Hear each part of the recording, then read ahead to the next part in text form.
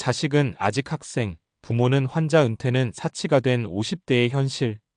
이제 좀 쉬어도 되지 않을까? 50대에 접어들면 한 번쯤 이런 생각이 듭니다.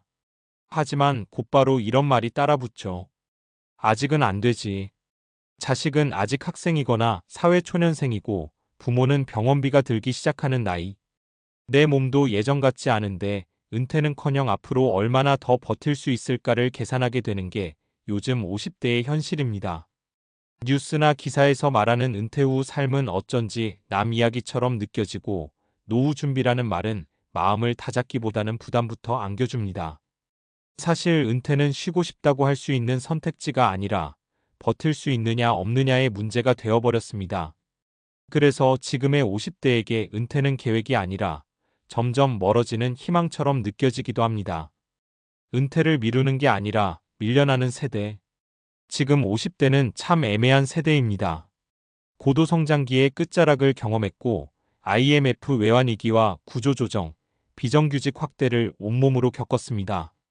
회사만 열심히 다니면 노후는 괜찮다는 말을 믿고 살아왔는데 막상 은퇴를 바라보는 시점이 되니 상황이 완전히 달라져 있습니다. 국민연금만으로는 생활이 빠듯하고 퇴직금은 생각보다 적습니다. 부동산이 있어도 현금 흐름이 없으면 불안하고 자녀 교육비나 결혼 자금이 남아있다면 은퇴는 엄두도 못 냅니다. 그러다 보니 은퇴는 언젠가 해야 할 일이 아니라 최대한 늦춰야 할 이벤트가 되어버립니다. 사례 1 퇴직은 했는데 은퇴는 못했어요. 52세에 명예퇴직한 김 씨 이야기를 들어보면 이 현실이 더 선명해집니다. 대기업에서 25년 넘게 일했고 주변에서는 그래도 잘 버텼다고 말했죠. 하지만 막상 퇴직하고 나니 마음이 편해지기는커녕 불안이 밀려왔다고 합니다. 고등학생 자녀 둘 그리고 치매 초기 진단을 받은 어머니. 퇴직금은 주택대출 일부를 갚는 데 쓰고 나니 남은 게 많지 않았습니다. 결국 김 씨는 쉬지 못하고 곧바로 중소기업 계약직으로 재취업했습니다. 회사 안 나가면 편할 줄 알았는데 집에 있으니까 더 불안하더라고요. 돈도 돈이지만 내가 쓸모없는 사람 된 것 같아서요. 이 말이 요즘 은퇴를 앞둔 50대의 심정을 그대로 보여줍니다. 은퇴는 끝이 아니라 또 다른 생존의 시작이 된 셈이죠. 은퇴 준비, 돈만의 문제가 아니다. 많은 사람이 은퇴 준비라고 하면 돈부터 떠올립니다. 물론 중요합니다. 하지만 요즘은 돈만 준비해서는 은퇴 이후 삶이 안정되기 어렵습니다. 문제는 세 가지로 압축됩니다. 현금 흐름의 부재. 자산이 있어도 매달 들어오는 돈이 없으면 불안합니다. 연금, 임대소득, 일거리 등 지속적인 수입이 핵심입니다. 역할 상실감. 회사라는 울타리에서 나오면 정체성이 흔들립니다. 특히 평생 직장 중심으로 살아온 세대일수록 더 그렇습니다. 건강과 돌봄 부담. 본인 건강뿐 아니라 부모 돌봄 문제까지 겹치면 은퇴 후 삶의 질은 급격히 떨어집니다. 이 세 가지를 동시에 준비하지 않으면 은퇴는 휴식이 아니라 불안의 연속이 됩니다. 사례 2 은퇴 후가 더 바쁩니다. 반면 조금 다른 선택을 한 이 씨 55세의 이야기도 있습니다. 이 씨는 정년까지 다니는 대신 50대 초반부터 은퇴 이후를 준비했습니다. 거창한 계획은 아니었지만 퇴근 후와 주말을 활용해 온라인 강의를 듣고 자격증을 땄습니다. 지금은 완전히 회사를 그만두고 프리랜서 형태로 일하고 있습니다. 수입은 예전보다 줄었지만 생활 패턴은 훨씬 안정됐다고 합니다. 회사 다닐 때보다 오히려 지금이 더 바빠요. 대신 내가 선택한 일이라 덜 힘들고 앞으로 10년은 더 할 수 있을 것 같아요. 이 사례가 말해주는 건 분명합니다. 은퇴는 일의 끝이 아니라 일의 형태가 바뀌는 과정이라는 점입니다. 자녀와 부모 사이에 낀 세대의 부담. 지금 50대는 흔히 낀 세대라고 불립니다. 위로는 부모 부양, 아래로는 자녀 지원. 이 이중 부담이 은퇴 준비를 더 어렵게 만듭니다. 부모 병원비는 갑자기 크게 늘어나고 자녀는 독립하기까지 시간이 길어졌습니다. 예전처럼 졸업하면 끝이 아니라 취업 이후에도 지원이 이어지는 경우가 많습니다. 이런 상황에서 은퇴를 선택하는 건 거의 불가능에 가깝습니다. 사례 3 은퇴는 못하지만 방향은 바꿨습니다. 박씨 54세는 아직 회사에 다니고 있지만 마음가짐은 완전히 달라졌다고 합니다. 예전에는 승진과 성과만 바라봤지만 지금은 언제든 나올 수 있다는 전제로 움직입니다. 고정 지출을 줄이고 생활비 기준을 낮췄습니다. 주말에는 지역 커뮤니티 활동을 하며 인간관계를 넓히고 소규모 강의도 시작했습니다. 완벽한 은퇴 준비는 못해도 은퇴가 두렵지 않게는 만들 수 있잖아요. 이 말이 지금 50대에게 가장 현실적인 해답일지도 모릅니다. 은퇴는 사치가 아니라 재설계다. 이제 은퇴는 일을 안 하는 상태가 아닙니다. 삶을 다시 설계하는 과정에 가깝습니다. 완전히 멈추는 은퇴가 아니라 속도를 조절하는 은퇴. 한 번에 끝내는 은퇴가 아니라 단계적으로 넘어가는 은퇴가 필요합니다. 지금 50대에게 중요한 건 이 질문일 겁니다. 언제 은퇴할 수 있을까?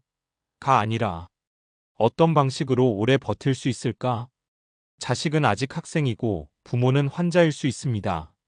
그래서 은퇴가 사치처럼 느껴지는 것도 사실입니다. 하지만 그렇다고 아무 준비 없이 버티기만 한다면 은퇴는 더 잔인한 형태로 찾아올지도 모릅니다. 조금 늦어도 괜찮습니다. 완벽하지 않아도 괜찮습니다. 다만 은퇴 이후의 삶을 상상하고 준비하기 시작하는 것, 그것만으로도 지금의 50대는 충분히 잘하고 있는 겁니다. 은퇴가 버거운 이유, 개인의 문제가 아니다. 많은 50대가 스스로를 탓합니다. 내가 준비를 못해서 그래. 남들은 잘하는데 나만 뒤처진 것 같아. 하지만 이건 절반만 맞는 말입니다. 실제로는 개인의 나태함이 아니라 인간의 생물학적 심리적 구조상 50대는 가장 부담이 몰리는 시기입니다. 이건 통계와 연구로도 꽤 분명하게 드러납니다. 50대는 인생에서 책임 총량이 가장 큰 시기다. 사회학에서는 이를 샌드위치 세대 효과라고 부릅니다.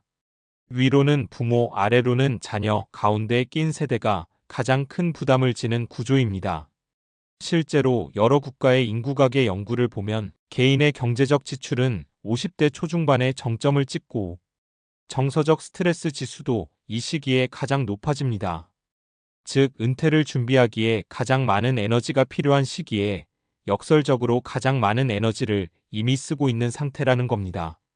힘들어도 참고 버티면 되지라고 말하기엔 이미 과부하 상태인 셈이죠. 뇌과학적으로도 50대는 전환이 필요한 시점이다. 여기서 중요한 과학적 사실 하나를 짚고 가야 합니다. 인간의 뇌는 나이에 따라 자라는 기능과 약해지는 기능이 분명히 갈립니다. 일 떨어지는 능력, 즉각적인 정보 처리 속도, 단기 기억력, 멀티태스킹 능력. 이건 40대 후반부터 서서히 감소합니다. 그래서 예전처럼 밤샘 근무 과도한 경쟁 환경이 점점 버거워집니다.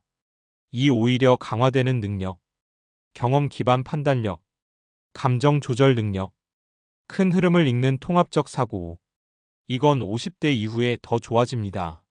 즉, 빨리 뛰는 일보다는 방향을 잡는 일, 결정하는 일, 조언하는 일에 더 강해진다는 뜻입니다. 그런데 문제는 많은 50대가 여전히 2030대식 경쟁 방식으로 일하고 은퇴를 준비하려 한다는 겁니다. 이러면 몸도 마음도 먼저 지쳐버릴 수밖에 없습니다. 은퇴가 두려운 이유는 돈보다 통제감 상실이다. 심리학 연구를 보면 흥미로운 결과가 있습니다. 은퇴를 앞둔 사람들이 가장 두려워하는 건 소득 감소 그 자체보다 앞으로 내 삶을 내가 통제할 수 있을까? 라는 불안입니다. 출근 시간이 사라지고 소속이 없어지고 내가 필요한 존재인지 확신이 없어질 때 인간은 강한 스트레스를 느낍니다. 이 상태가 오래 지속되면 우울증, 무기력, 인지 기능 저하로까지 이어질 수 있습니다. 그래서 아무 준비 없는 은퇴는 건강에도 좋지 않다는 연구 결과들이 계속 나오고 있습니다. 과학이 말하는 좋은 은퇴의 조건.